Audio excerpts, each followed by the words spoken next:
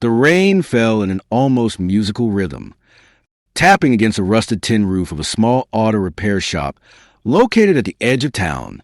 Inside, oil-stained hands worked with quiet precision beneath the hood of a battered old pickup. The mechanic, Jamal, a humble man in his early 30s, wiped the sweat from his brow using the back of his sleeve. Completely unaware that his life was on the verge of a dramatic change, Jamal had lived a life marked by quiet struggle. He wasn't wealthy, nor was he well known. His small garage, inherited from his late father, barely generated enough to cover bills and groceries. Yet, he was rich in something that many often overlook: kindness. He would fix cars at no charge to those who couldn't pay, offer food to the homeless from his modest lunchbox, and always welcome the world with a warm smile, even when it didn't smile back. On this particular day, as the storm continued to rage, Jamal glanced out at the bus stop across the street. There he saw her, soaked, trembling, and clutching a small suitcase. She was still in her bridal gown, now muddied and clinging to her like a memory she wished to shed. Her mascara had run down her cheeks, resembling a trail of broken dreams. Jamal set down his tools and stepped out into the rain. He didn't inquire why. He simply offered her shelter in the garage. He handed her a towel and offered the only seat available, a cushioned stool next to a coffee-stained workbench. Her name was Sarah, and her voice quavered as she spoke. But she went on to share the truth. Left at the altar, her fiancé had called off the wedding just an hour prior to the ceremony, claiming he could not spend his life with someone carrying the scars of troubled past, an emotional wound she confided to him. Humiliated by the cancellation, her parents had blamed her. "You're too damaged to love," her mother had said coldly before storming out. With nowhere to go and no one to turn to, Sarah had wandered until she found herself at the bus stop. Jamal listened quietly, never interrupting. When she finished speaking, he simply nodded and reassured her. "You're safe here." The storm outside mirrored the chaos within Sarah's heart. But for the first time that day, she felt warmth, not from a fireplace or a heated room, but from a soul expecting nothing in return. That night, Jamal prepared dinner, a simple meal of lentils and rice, and offered her his small bed, choosing to sleep on the garage floor.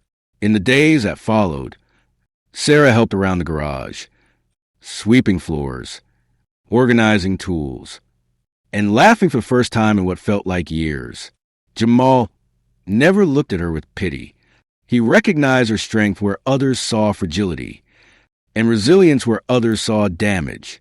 Weeks turned into months, and Sarah began to rebuild her spirit in that garage. Jamal encouraged her to apply for a position at a nearby bookstore, which she secured with her first paycheck. She bought curtains for the garage's small window and a second-hand couch for Jamal to sleep on. Gradually, their lives began to intertwine, not out of need, but out of respect, shared values, and growing affection. One quiet evening, as they sat watching the sun dip below the horizon from the garage rooftop, Sarah asked, "Why have you been so kind to me?" Jamal smiled and replied, "Because someone once told me kindness doesn't cost a thing, but it can change everything." He shared a story about his mother, who had once taken in a homeless teenage boy during a harsh winter. That boy grew up to become a doctor who later saved her life. "You never know who someone could become if you just believe in them," he said. Tears filled Sarah's eyes, not from sadness, but from realizing she was finally being seen. Truly seen. Months flew by, and a year passed. Jamal's garage thrived. Word spread about the kind mechanic and the woman who brought light into his life.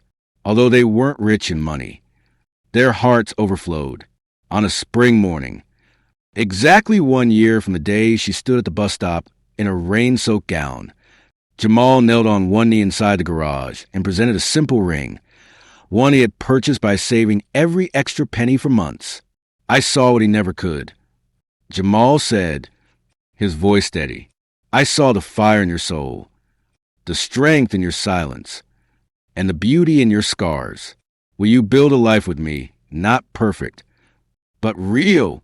Tears streamed down Sarah's cheeks as she nodded, whispering, yes, 1,000 times over.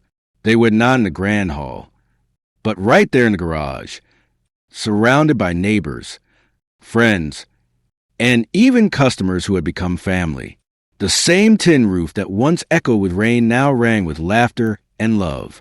Their story became one shared in whispers and social media posts, touching hearts across the globe. But for Jamal and Sarah, it was never about attention. It was about healing, about choosing hope when life hands out heartbreak.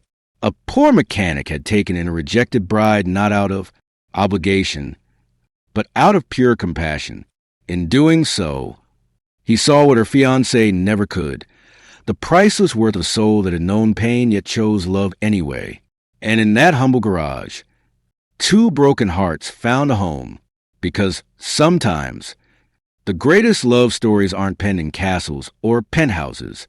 They're told in oil-stained garages under leaky tin roofs between two people who simply choose to be kind.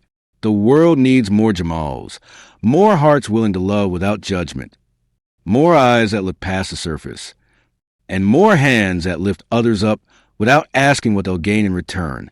Because at the end of the day, love isn't about perfection. It's about presence. And that makes all the difference.